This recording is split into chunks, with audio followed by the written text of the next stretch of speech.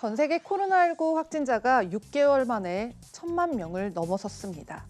환자들 중에 4분의 1은 그중에서 미국이 차지하고 있는 가운데 확진자의 급증으로 텍사스주는 경제활동 재개에 대한 일부를 철회하고요. 플로리다주는 펍이나 물놀이 시설을 닫으면서 경기 회복에 대한 기대감에 찬물을 끼얹는 것은 아니냐는 우려도 있었지만 또 일각에서는 북반구의 경우 여름이 끝나고 가을이 시작하는 9월이나 10월쯤에 다시 2차 유행이 본격화될 것이라는 전망도 있는 만큼 이러한 악순환을 막기 위한 긴장을 놓을 수가 없는 상황입니다.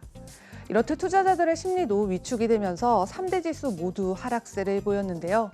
다우존스는 2.84% 떨어진 25,015로 장을 마감했고요.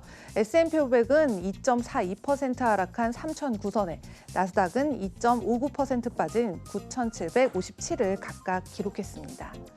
이번 코로나19로 생긴 대표적인 트렌드를 언택트 문화와 랜선 라이프를 꼽을 수가 있겠고요. 또 외면할 수 없는 사회 부작용으로는 코로나 베이비나 가정 불화를 꼽을 수가 있겠는데요.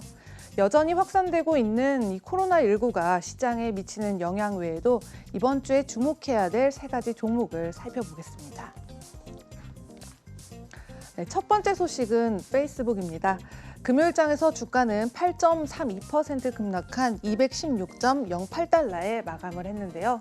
시가총액 기준으로 560억 달러, 그러니까 우리 돈으로 약 67조 4천억 원이 하루 사이에 증발해버렸습니다. 트위터가 지난 23일 인종차별 반대 시위를 비난한 트럼프 대통령의 트위터를 숨김 처리한 것과는 반대로 페이스북은 인종차별 시위 과정에서 논란을 일으켰던 글을 표현의 자유를 빌미로 그대로 방치한 건데요. 페이스북 보이콧 운동을 주도한 인종차별 반대 단체 컬러 오브 체인지에 따르면 허위 사실을 담은 유료 정치 광고는 그대로 허용되고 있고 또 게시물에 경고 딱지를 붙이는 건 전혀 새로운 정책이 아니다라고 밝혔습니다. 그래서 결국 글로벌 기업들이 광고 중단 보이콧을 선언한 건데요. 이번 페이스북 광고 보이콧에 참여하는 글로벌 브랜드로는 화장품 업체인 유니레버를 비롯한 코카콜라, 펩시, 또 의류 업체에서는 리바이스와 또 노스페이스, 또 자동차 제조업체에서는 혼다를 포함한 100여 개 기업이 이르는 것으로 알려졌습니다. 이에 26일 마크 주커버그 CEO는 게시물이 폭력을 선동하고 투표할 권리를 빼앗는다고 인정이 된다면 누구의 말이든 상관없이 삭제할 것이라고 뒤늦게 입장을 밝혔습니다. 네, 다음은 마이크론 테크놀로지입니다. 금요일장에서 1.42% 빠진 48.49달러에 마감을 했는데요.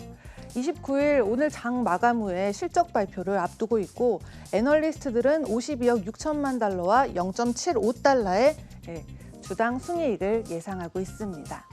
마이크론 테크놀로지는 재택근무나 온라인 교육 등의 영향으로 상업용 노트북 구매가 늘어나고요.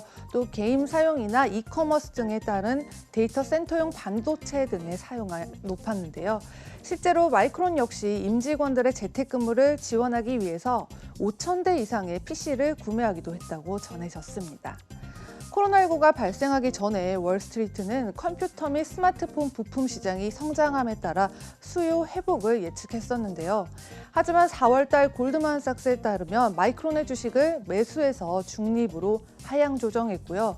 당시 회사의 밸류에이션은 성장 전망을 완전히 반영했다고 밝혔습니다.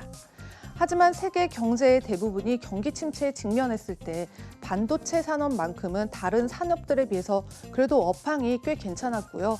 오히려 코로나19로 인해서 서버 투자가 많아진 덕분에 전망도 나쁘지가 않았는데요. 인베스팅닷컴의 35명의 분석가 중에 25명이 매수 의견, 9명이 중립을 보이고 있습니다. 네, 다음은 나이키입니다. 나이키는 코로나19 속에서도 온라인 매출이 크게 늘어나면서 어느 정도는 선방하는 것 같았는데요. 오프라인 매장들이 문을 닫은 영향 때문에 분기 순손실을 막지는 못했습니다. CNBC에 따르면 나이키는 올해 3월부터 5월까지 매출이 63억 1천만 달러로 지난해 같은 기간보다 38% 감소한 데다가 같은 기간 주당 순손실은 0.51달러로 시장 예상이 주당 순이익 0.1달러에 크게 미치지를 못했는데요. 또 같은 기간 순손익은 7억 9천만 달러의 적자를 기록했습니다. 또한 운동용품 매출은 53%가 줄었고요. 의류와 신발 매출도 각각 42%, 35%씩 감소했다고 전해졌는데요. 주가를 살펴보시면 3월 저점에서 강세를 보인 이후에 26일장에서는 7% 이상 하락하면서 93.67달러에 마감을 했고요. 이러한 상황 속에서도 전체 매출의 감소를 초래한 오프라인 매장의 부진과는 다르게 전자상거래 부문은 75%나 상승세를 보이고 있고, 이는 또 전체 매출의 30%를 차지하고 있습니다.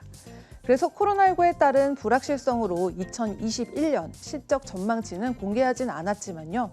위기를 기회로 만들면서 2023년 계획했었던 온라인 매출의 30%나 달성하는 목표를 3년이나 앞당겨서 이루게 된 건데요.